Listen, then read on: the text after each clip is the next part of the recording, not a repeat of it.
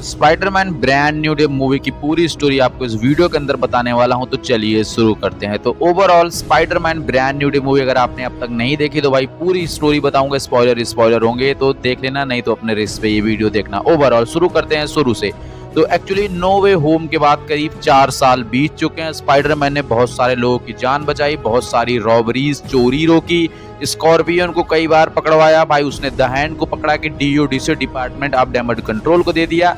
And इसके साथ साथ भाई उसने टॉम वेस्टन और बहुत सारे छोटे मोटे बड़े पतले विलन्स को पकड़ा करके पुलिस को और DODC को सौंपा हुआ है, जहां पर उनका सुधार हो रहा है और कुछ लोगों को जेल और सजा हो रही है। ओवरऑल 4 साल बीत चुके हैं। स्पाइडरमैन जो है वो अपना शहर को बचाने के लिए फिर से निकल पड़ता है, लेकिन एक दिन एक बेकाबू टैंक जो कि बिल्डिंगों को तोड़ता हुआ किसी जेल की तरफ जा रहा है, उसी जेल में जहां पर स्कॉर्पियन कैद है। स्पाइडरमैन को पता चलता है, वो उसका पीछा करता है और वो टैंक को रोकते रोकते आगे जा रहा होता है कि उसके पीछे आता है पनिशर। स्पाइडरमैन पनिशर की तुकबंदी होती है और पनिशर की गाड़ी तोड़ने के बाद वो अकेले जाता है उस टैंक को रोकने के लिए। फाइनली वो टैंक उस जेल में घुस भी जाता है और एक्चुअली उस टैंक को रोकने के बाद जब उस टैंक को खोलते उसमें उसके अंदर एक बूढ़ी दादी दिखती है, जो कि ट्रेलर में हमें दिखाया गया था। एंड जब तक पीटर पार्कर कुछ समझता है, स्पाइडरमैन कुछ समझता है, तब तक वो उसके कॉन्शियसनेस जो कि उसको कंट्रोल होती है, जो चीज़ होती है, जो जीन ग्रे होती हैं, वो किसी दूसरे के बॉडी में, फिर किसी दूसरे के बॉडी में, किसी दूसरे के बॉडी में ट्रांसफर होते होते ऊपर जो हेलीकॉप्टर राइड कर रहा होता है, जहां स्कॉर्पियन को शिफ्ट किया जा रहा था किसी दूसरी जेल में,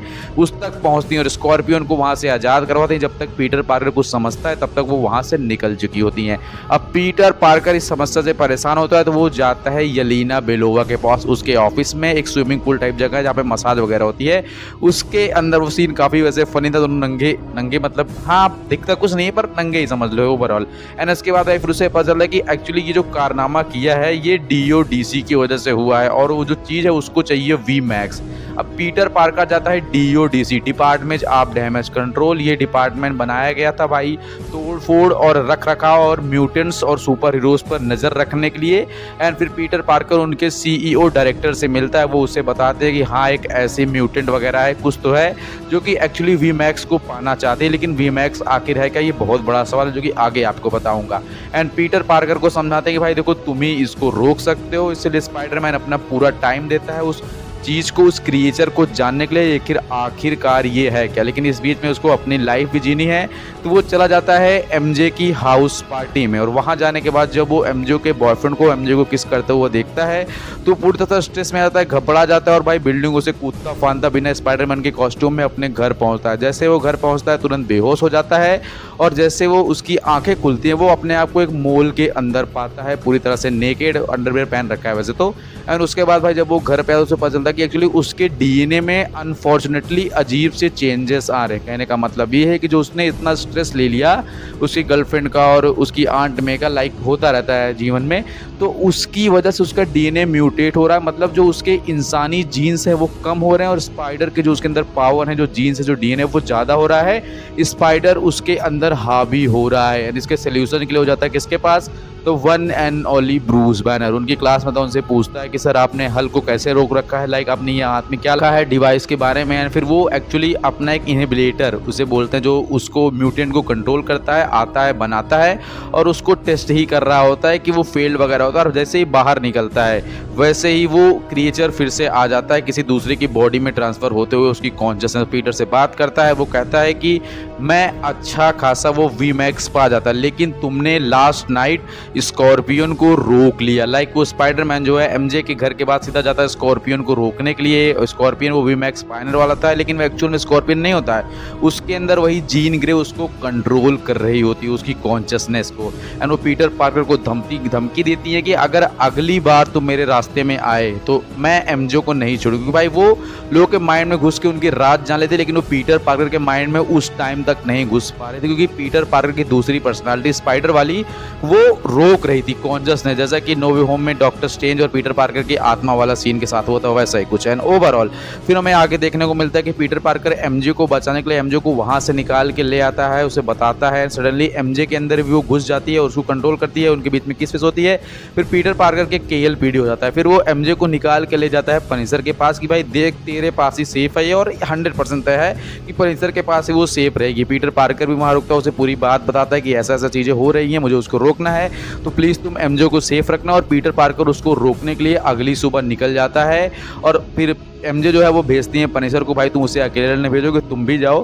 पीटर पार्कर वहाँ पहुँचता तो पता चलता है कि एक्चुअली जो जीन ग्रे का कैरेक्टर है सीडी सिंह, उसके बारे में पीटर पार्कर ने जान लिया कि वो एक्चुअली कौन है, कहाँ से आई है और वो क्या करना चाहती है। एंड उसके बाद भाई वो हल को कंट्रोल कर चुकी है। Peter Parker versus Hulk, Spiderman versus Hulk की फाइट देखने को मिलती है। अपार्टमेंट में मजा आता है, थोड़ी देर और फाइट चलती तो और मजा आता।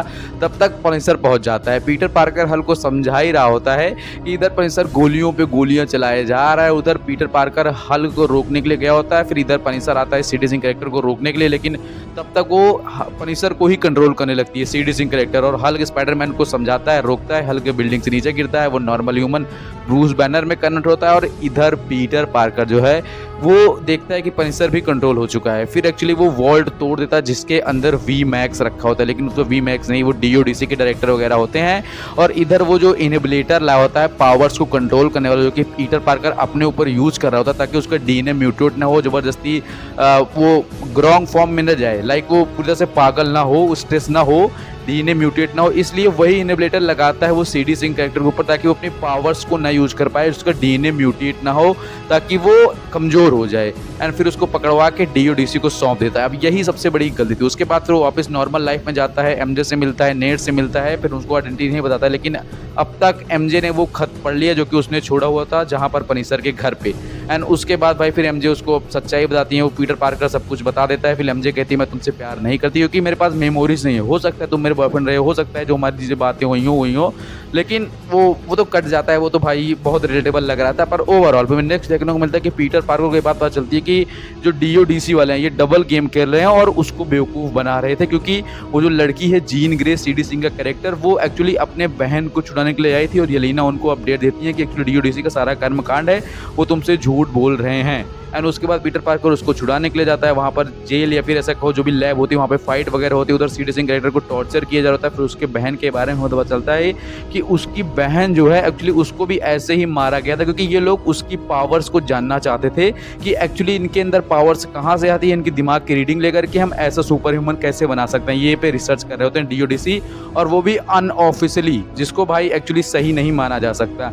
एंड इसके बाद भाई उसकी बहन जो है सारा वो एग्जैक्टली उसी टेबल पर मरी होती है, जैसे वो सर ऊपर करती है, ऊपर देखती है तो ऊपर लिखा होता है वी मैक्स, मतलब वो जो वेंटिलेटर होता है उस पर वी मैक्स लिखा होता है। वही सेम चीज़ उसकी बहन के लास्ट वर्ड थे जो उसने अपने टेलीपैथिक दिमाग से अपनी बहन को दिए थे, इसलिए वो जीन ग्रे सीडी सिंह का कैरेक्टर उस वी मैक्स के पास जाना चाहता था। एंड जब उसे पता चलता है तो वो अपने पावर को कंट्रोल खो देती है और फिर सब कुछ ब्लास्ट वास्ट करती है, पूरे शहर को 1 किलोमीटर तक अपने भ्रमजाल में फंसा लेती है और डीओडीसी के हेड की फील्डिंग सेट करने में लग जाती है। लेकिन इधर स्पाइडरमैन जैसे पहुंचता है, द हैंड उसको रोकने के लिए आ जाता है। द हैंड गैंग उसको स्पाइडरमैन ने ही पकड़ाया था, एंड उस हैंड गैंग को कंट्रोल कौन कर रहा है? सीडी सिंह का कैरेक्टर की स्पाइडरमैन अब तुम्हारी तो फील्डिंग सेट है, तुम बेटा बहुत बड़ी गलती कर चुके हो। वहाँ से फाइट वगैरह होती है, उसको हराता है, जाल में बुनता है, और वो जो इनहिबिटर स्पाइडरमैन ने रखा है जो उसको नॉर्मल ह्यूमन बनने में मदद कर रहा है, स्पाइडर में नहीं, वो उसको निकालता है और फिर उनको फील्डिंग सेट करके जीन ग्रो को रोकने के लिए गया ही होता है। लेकिन उधर भैया हमारे पनिशर भाई साहब किसी दूसरी में बिल्डिंग खड़े होकर एडब्ल्यूएम लेके स्नाइपर पे चला देते हैं, और वो गोली सीडी सिंह के कैरेक्टर को लगने ही वाली होती है, लेकिन स्पाइडरमैन उसको अपने ऊपर ले लेता है, घायल हो जाता है, उसके स्पाइन में वो बुलेट धसी हुई है। एंड फिर भाई जो शॉट आता है ना, मतलब पनिशर अपने गोद में स्पाइडरमैन को खून से लथपथ कैरी करके अस्पताल ले जाता है, और अस्पताल में ले जाने के बाद वहाँ पे उसका इलाज होता है। कई दिन बीत चुके हैं और फिर टेलीपैथिक से जीन ग्रे उसको कंट्रोल कर रही है। जीन ग्रे अपना बदला लेना इसलिए बोल रही है कि स्पाइडरमैन ने दिखाया उसको सच्चाई क्या है, उसके दिमाग में वो घुस सकी उस समय उसकी आंट में कि कैसे फ्रेंडलीहुड नेबर बना जाता है, लोग ऐसे खो जाता है, वो लोग लाइफ लेसन वहाँ पे देखने को मिलता है। एंड जीन ग्रे इस बात से मेल्ट हो जाती है और फिर वो कहीं और चल जाती है, जो कि आगे चल के हमें म्यूटेंट सागा एक्स-मैन की मूवीज में देखने को मिलेगी। वो प्रोफेसर एक्स के ही यहाँ जा रही हैं, और इधर स्पाइडरमैन अपने नॉर्मल लाइफ में वापस आता है। एंड एक फनी सा सीन देखने को मिलता है लास्ट में, एक पोस्ट क्रेडिट सीन जिसको मैंने रिसेंट वीडियो में एक्सप्लेन किया। तो सब्सक्राइब, लाइक, शेयर करना। वीडियो बहुत लंबा हो रहा है। Thanks for watching.